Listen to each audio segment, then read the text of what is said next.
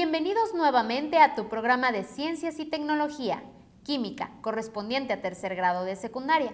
Nos complace mucho poder acompañarte en esta aventura y apoyarte para enfrentar y superar los retos y obstáculos que se presenten durante este trayecto.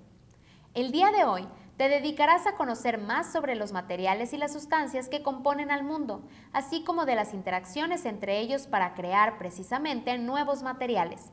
Esperamos que puedas reconocer esta información en las cosas que te rodean en tu día a día, así como los beneficios y riesgos que representa su presencia en tu vida, en tu entorno y en tu comunidad. Abordaremos el tema de los modelos atómicos, en especial los de J.J. Thomson y John Dalton. Conoceremos sus características, sus avances e importancia para entender el átomo y la química moderna. La electricidad estuvo presente en la mayoría de los experimentos con los que se demostró la teoría de la estructura atómica. En este sentido, los habitantes del antiguo Egipto fueron los primeros en darse cuenta de que los objetos pueden tener carga eléctrica, ya que al frotar una vara de ámbar con lana o seda atraía pequeños objetos. Lo mismo sucede cuando frotas un globo sobre tu cabello y después lo acercas a tu cabeza. Se erizan los cabellos. Además, en alguna ocasión, al tocar una persona, habrás sentido toques. Benjamin Franklin descubrió dos tipos de carga eléctrica, las denominó positiva y negativa por ser opuestas y concluyó que están balanceadas. Es decir, si hay una carga positiva, debe haber una negativa. A esto se le conoce como interacción electrostática. Para conocer la estructura atómica se hicieron muchos experimentos, pero el primero que condujo a un modelo fue el realizado por J.J. Thomson. Aún así, hubo varios avances por parte de John Dalton, los cuales propusieron postulados que ayudaron a la comprensión del tema. Después de los descubrimientos en Egipto, muchos filósofos griegos de la antigüedad creían que la materia era continua y que podía dividirse de forma infinita en proporciones cada vez más pequeñas. Sin embargo, uno de estos filósofos, Leucipo, usando solo su capacidad de deducción, llegó a la conclusión de que debería haber partículas que ya no pudiesen subdividirse más. Cerca del año 400 a.C., su pupilo, Demócrito, sugirió que toda la materia estaba formada por partículas minúsculas, discretas e indivisibles, a las cuales llamó átomos, del griego a, que significa no, y tomos, cortar. Estas ideas fueron rechazadas por casi 2000 años, pero a finales del siglo XVIII comenzaron a ser aceptadas. No fue sino hasta 1808 que John Dalton resumió y amplió los conceptos de los antiguos griegos. Dio a conocer su teoría atómica, considerada una de las obras más importantes dentro del pensamiento científico.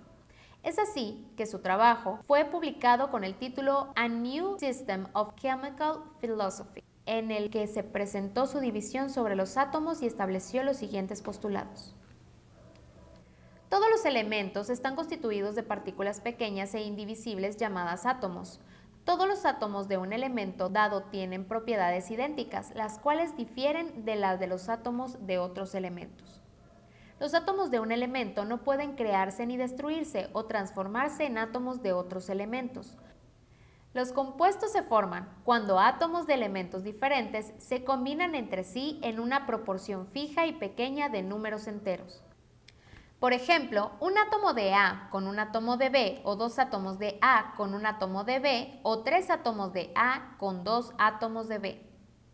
Cuando dos elementos se combinan para formar más de un compuesto, cada compuesto tiene una proporción de átomos diferente. Por ejemplo, agua H2O y agua oxigenada H2O2, o monóxido de carbono CO y dióxido de carbono CO2. Los elementos son los mismos, pero la proporción es diferente. Al efectuarse la reacción química, los átomos de las sustancias iniciales reaccionan unos con otros para formar sustancias nuevas y diferentes. Las combinaciones de átomos son distintas, lo que da origen a nuevas sustancias, pero no se crean ni se destruyen átomos. En la actualidad, estas afirmaciones no parecen nada descabelladas, pero en esa época eran más bien deducciones filosóficas, como lo refleja el título del trabajo de Dalton, Un nuevo sistema de filosofía química. Con el paso del tiempo, algunos de estos postulados se han confirmado y muchos otros han sido desestimados. Lo relevante de todos estos estudios se resume en que han sido la base para conocer la estructura y el comportamiento del átomo. Retomando en el modelo atómico de Dalton, se imaginaba a los átomos como pequeñas bolas de billar, indivisibles y extremadamente pequeñas. Una serie de investigaciones posteriores refutaron esa idea. Entre los trabajos más importantes sobre la teoría atómica se encuentra el publicado en 1811 por Amadeo Avogadro, quien encontró que las ideas del átomo de Dalton no eran del todo correctas. En 1860, Stanislao Cannizzaro recuperó las ideas de Avogadro, mientras acumulaba evidencias de que los átomos portaban cargas eléctricas. En 1897 comenzó el llamado siglo de la física con el descubrimiento del electrón por Joseph John Thomson, logro que lo llevó a postular lo que se considera como el primer modelo atómico moderno. Para ello, estudió la descarga eléctrica producida dentro de los tubos a los que retiró la mayor parte del aire, los llamados tubos de rayos catódicos, a los cuales les colocó dos electrodos metálicos. Al aplicar una descarga eléctrica, Thomson observó que entre los electrodos fluía un rayo catódico del electrodo negativo, cátodo, al electrodo positivo, ánodo. Este rayo viajaba en línea recta, provocando que los gases brillasen, calentando los objetos metálicos al rojo vivo, para luego ser desviado por un campo magnético y ser atraído hacia las placas con carga positiva. Como los rayos catódicos son repelidos por el cátodo y atraídos por el ánodo, concluyó que son partículas negativas llamadas hoy en día electrones y se abrevian E-, la partícula subatómica negativa. Este descubrimiento planteó numerosas preguntas, como si los electrones se encuentran en todos los átomos, ¿por qué son neutros? Si toda la materia tiene carga negativa, ¿por qué al tocar lo que sea no recibimos una descarga eléctrica? Este tipo de preguntas llevaron a suponer que en el átomo había partículas con carga positiva. Con estos factores surgió, como hemos dicho, el primer modelo moderno para explicar la estructura del átomo, el modelo del budín de pasas de J.J. Thomson, que toma su nombre de un postre de la cocina inglesa. Este modelo indicaba que el átomo debía ser una esfera de materia cargada positivamente, en cuyo interior estaban incrustados los electrones con carga negativa, pasas, inmersos en el budín, que es la materia uniforme con carga positiva. Ha llegado el momento de aplicar lo aprendido. Para ello necesitarás lo siguiente: una superficie lisa, un acetato o una radiografía, un popote, un globo, un vaso con agua jabonosa. Infla el globo lo suficiente como para poder manipularlo fácilmente. Utiliza tus manos para esparcir un poco del agua jabonosa sobre la superficie lisa, procurando dejar una capa visible y lo suficiente como para que no se seque. Utiliza el popote a modo de pipeta e introdúcelo en el vaso con agua jabonosa. Tapa con tu dedo el orificio superior, retíralo del vaso y colócalo sobre la superficie lisa soltando tu dedo. Sopla suavemente para crear las burbujas.